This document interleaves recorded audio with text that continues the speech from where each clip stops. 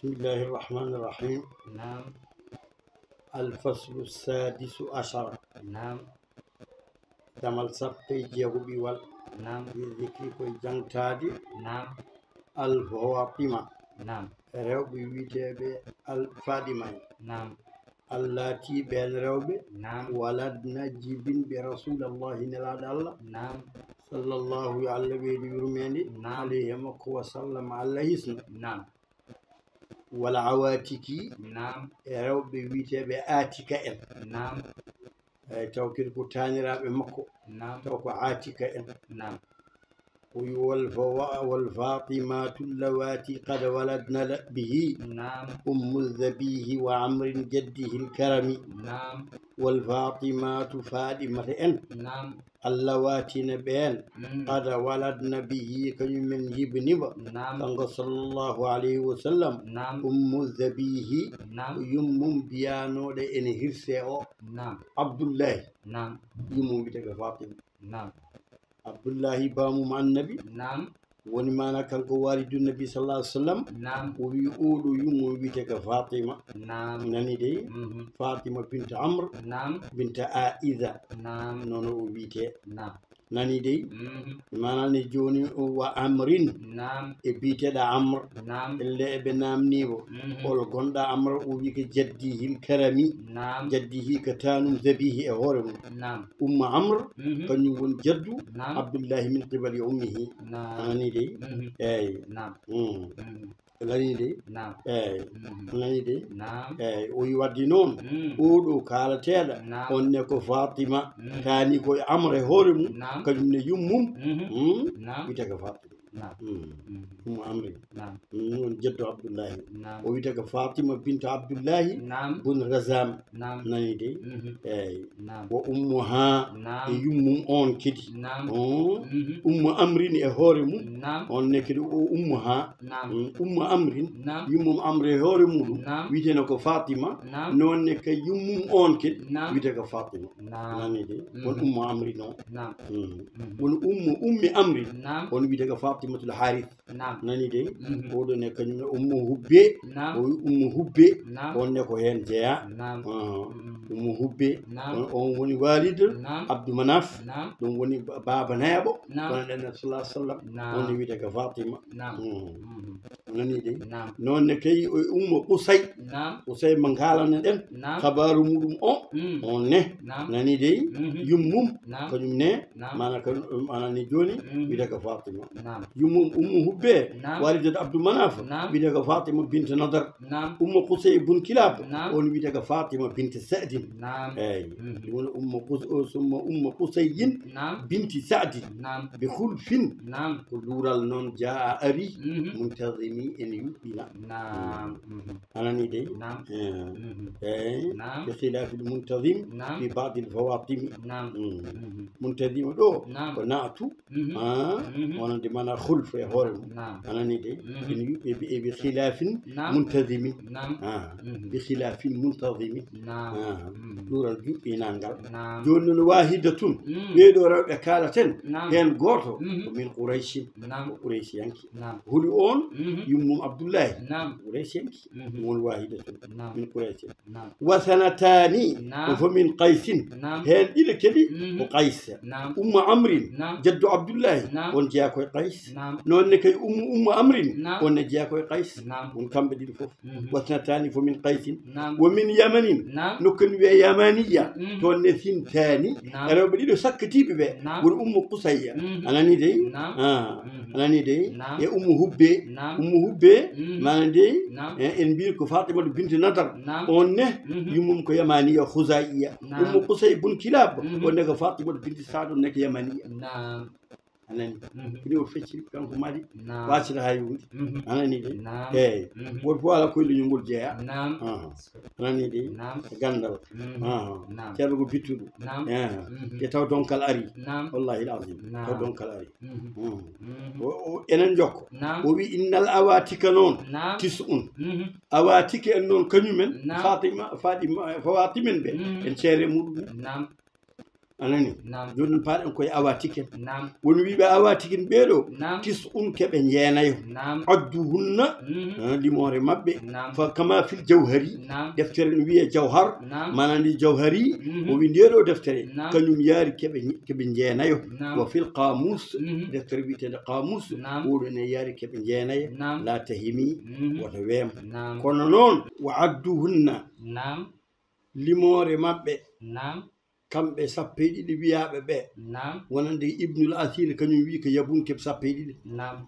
kamɓe wiya awa tiken haalteɓe Nam. ɓeeto mbi keɓe jeenayo Nam. kono kanko ibnul asir Nam. o wi keɓe sappo e ɗiɗi Nam. o wi men hen ɗiɗa koye ɓuuray siyankoɓe jeeya Nam. ɓen ko fihiriyatani Nam. hen salasun tato min suleymi him koye bani suleyma jeeya Nam. anani de o wi hol gonɗo noon fi ɓuuray siyankoɓe Nam. o wi hen goto Nam. manani joni ɓuuray siyankoɓe hen goto wiide ko aati katu binta haali bun fihirin Nam. bun fihirin Nam. anani de yo Nam. oɗo kañum woni ɓuuray si gada ɓuuray siya Nam. gadana on ɓuuray oɗo Nam. aska muɗum manani joni Nam. yetti koye bamum ummu habiba Nam. ummu habiba en jangguina Nam. kañum jibini barra Nam. barra kañum jibini amida Nam. bintu wahbin Nam. ummuhu sallllahu alayhi wa sallam Nam. wa hadihi hiya alquraysiyatu lula oɗo woni quraysi gadano Nam. quraysi ɗimmo o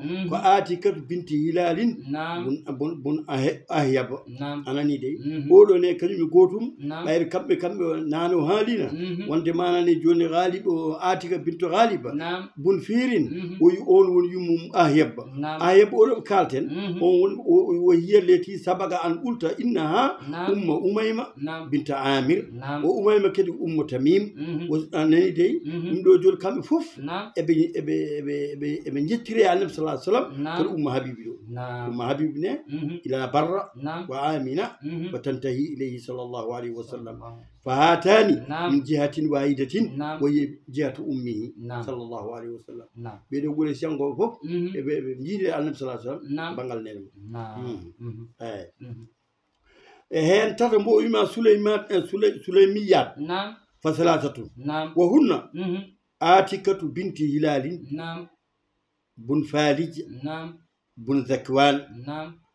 anani oɗo ko banum debba Nam. wo hiya oɗo atika kalteɗo Nam. ko banum debba uktu murrata bun hilal Nam. nani dey woni garowo o Nam. atika bin anani dey atika bintu murra Nam. on woni ɗimmo o Nam. atika bintu murra Nam. bun hilal bun falij bun zakwan Nam. oɗo woni yummum hashim Nam. tanum bamum annabi sallah sallam Nam. tataɓa o ko atikatu bintu lawkas Nam. bun murrata Nam. bun hilal Nam. bun falij Nam. oɗo wa atiko oɗo هذه جدة لأمه صلى الله عليه وسلم لأنها والدة وهب أبي آمنة ناني دي ودنون فآتكة بنت هلال قدنا أمة لآتكة بنت مرة بن هلال تعليمي بيتام أتوات تولندر آتكة بنت هلال أوكا آتكة بنت مرة بن هلال أوكا آتكة بنت لوقاس بن مرة بن هلال إني أمبي أنا نيدي تعليمي بيتام أتوات قدنا كغرغل من غندا gonɗo hakkude o ko gorgol mum tataɓo ɗum woni ceerno wimen ko o wi al ula gadana o fo ɓul wi ammatu ko gorgol mum al wusta keɗɗa hakkude o mo saniye ɗimmo o ɓul wi inna hana on ne ammatu ko gorgol al ukhra cakkatiɗo o mana bila wahami jumri ala hen ni ceerno wi eyi wadde dañi ɗo joyo adabi yettani rewɓe ɗiɗa jaaɓe adwiya ɓeeɗo kañumen ne ko awatiken ko hen jeeya anne mbimi noon ɗo ceerno si wimen adawiya tan jimrini ni tan ardi en gandata hol kamɓe sinno wonano sari o kañum haalan men ille mabɓe en gandataɓe nani de eyyi ɗum woni adawiya tan kamɓe ɓeeɗo manani joni rewɓe ɗiɗa jaaɓe adwiya o heeli hon gadana o ko atikatu binta adwan bun amr bun qays bun ghilan oɗo ko walidatu Malik bun Nadar oy mo jangande jaddi Sani Asar sallallahu alayhi wa sallam wonne ko aati ko jeya anani de e goddo o ko Atika bint Amir bun Zarb bun Amr wa Atiku hadhihi Zainab bint Malik bun Nasira bun Ka'b wa Zainab hadhihi Hind bint Abdullah bun al-Haris bun Wa'ila bun Zarb wa Hind هذه تخمر بنت عبد القصي وتخمر هذه فاطمة بنت عمرو إن تيم يوم عبد الله وفاطمة وين هذه عبد الله والد المصطفى صلى الله عليه وسلم أيدي دمن أسكوجي دي بوب جيران بريوي أسكوجي دي أنت من كويمنتا كل غوت فم بوهال إنديمو on haalatu koye manani joni koye asko annabi sallallahu alaihi wasallam taniraɓe makko ton ɗum no o wi kanko ceerno adawiyateni woman tuza ila asadin enen jogui kede goɗɗo mo ganduɗa ene askidine e fewde asad ɓuri kanko oɗo wiide ko Atikatu bintu Dudan bun Asad bun Khuzayma oɗo ne holɗo jokkodira annabi sallallahu alaihi wasallam koye Hind Kilabin bun Murrat toon o jokkodira annabi sallallahu alaihi wasallam كلاب بن مرة ولو جده الخامس صلى الله عليه وسلم ناني دي اي رويان وي نون وي قداعة قداعة نودي وزيد يدو نودي ثم عزديم قداعة نو كنيوم مانا نجون جيارو هنو اول بيدك آتيغا بنت رزدان بن قيس بن جوهينة انا نيدي وني اسكو تغري النبي قال ما بي هذه كعب بن لؤي دون جيري النبي صلى الله عليه وسلم ولو جده السابع انا نيدي إن كعب بن لؤي جده السابع صلى الله عليه وسلم أمه ماوية بنت وحشية بنت عاتكة بنت رشدان وفتداه لك بهذا جهة كونها من جدته صلى الله عليه وسلم وأما هزيلية ستبيك سوق دب ما نجوم بيد الآتيكو كان جاي هزيلية ولو بيدك آتكة بنت سعد بن ساير ولو عبد الله بن رزام والد فاطمة عمرو فاطمة بن عمرو أولو جبين عبد الله جبين دو النبي صلى الله عليه وسلم أولو نقول جيدر النبي وأما الأزد والأزدهمي أز أولو كأتيك بنت أز بن غوث أي أنا نيدي أولو نقول دون جيدر النبي صلى الله عليه وسلم دو نضر بن كنان جده ثاني عصر صلى الله عليه وسلم أنا نيدي جيدر النبي بنجي جدي فوف أنا نيدي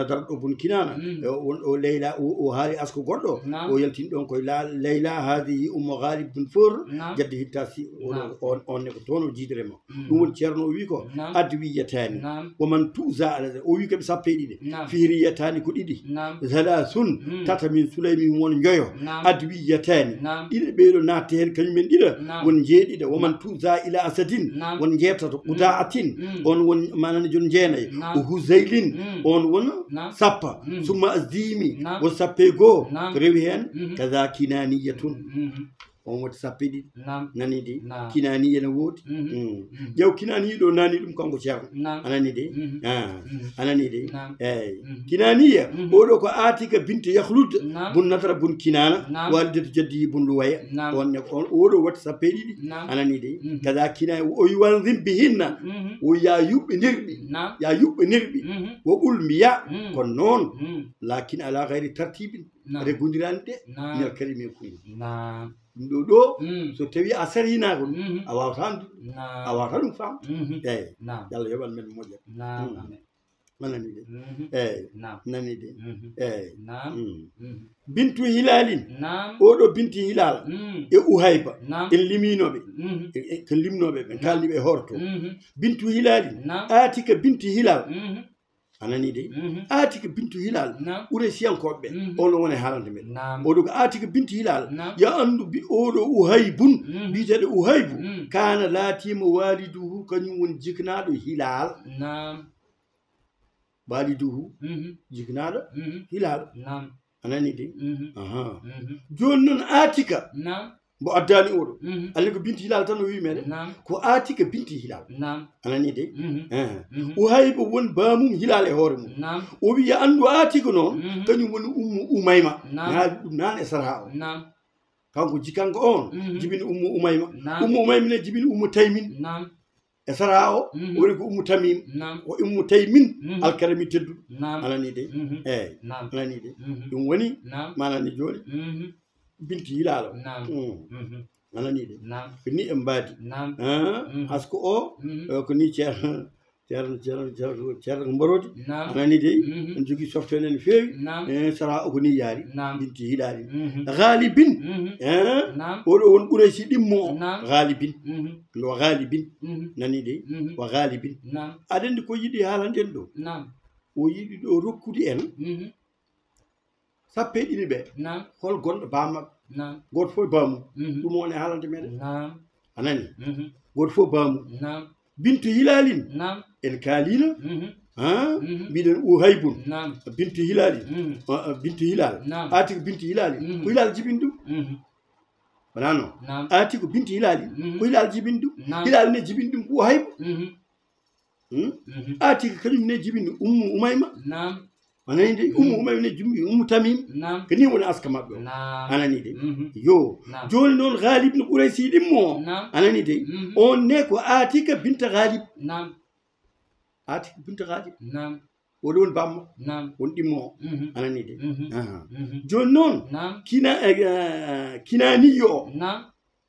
kinaniyo o ko atika binta yahlud anani de yahlud won bamma anani de eyyo atika to bintu sadin kañum jibinima won saado o kañum jibini hasaliyo o won hasaliyo anani de eyyo wa hilalun kañum jibini atika bintu hilal en kaali ɗum nan atika bintu hilal jibini atika bintu hilal noonne kay murra kañum jibini atika binti murra aw qas ɓeɗo gon suleymiyatu salat tataɓe kamɓe gonɗo ɓeɗo tato hen goto ko hilal jibin ɗum keddiɗo ko murra jibin ɗum keddiɗo ko awgas jibin ɗum kamɓe tataɓe wa amirin noonne kay atika binta amir woni bamum adwanin ɓeɗo adwan atika binta adwan ɓeɗo goni adwiyatani wa adwiyatani ɓey mbo haalanno ومن تؤذى إلى أسد أنا ندي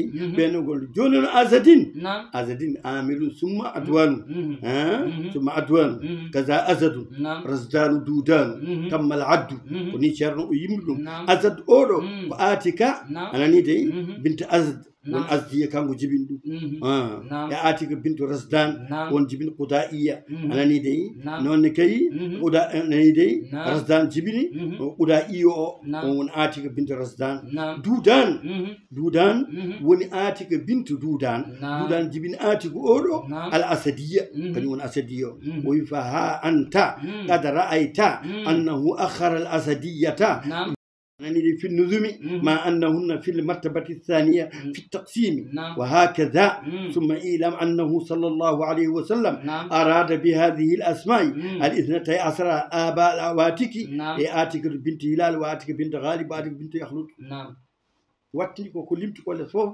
وابراء واجب أنني إني وني أسكو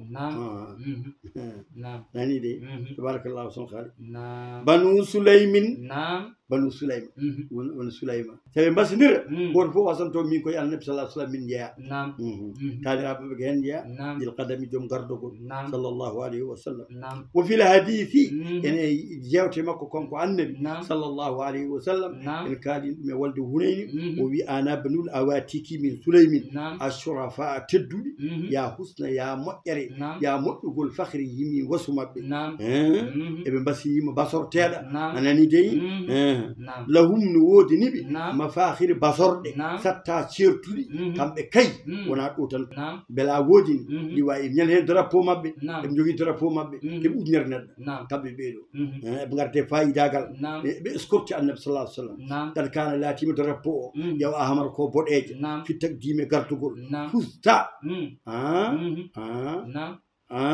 وددي ولا ددي على جميع الوية ينقل دربوجي وهي جملة اعتراضية إما دعائية وهو يدعو لك أيها القارئ الكريم كان شر بدونما وهي عملامة بالفوز والسعادة الأبدية وإما فزت عن كالدمو information mo wala beɓɗo amalama نعم ɓayra dañi ɗum anani de نعم usta ala jami alwiyatin نعم anani de نعم usto ko jumle ɗon tan o ɓitti ɗum نعم fusto o anani de al kala amara نعم anani de fusta نعم fit tagdimi نعم fusta ko jumle itradiya نعم walla ko du'aiya نعم ala jami alwiyatin linnasi kullihim نعم anani de fusta al kana lati amal fit tagdimi o ardinede kamɓe e kaɓe ujunere neɗɗo نعم eɓe jogui drapeau drapeau mabɓe kadi ardi drapeau ji ɗi fof نعم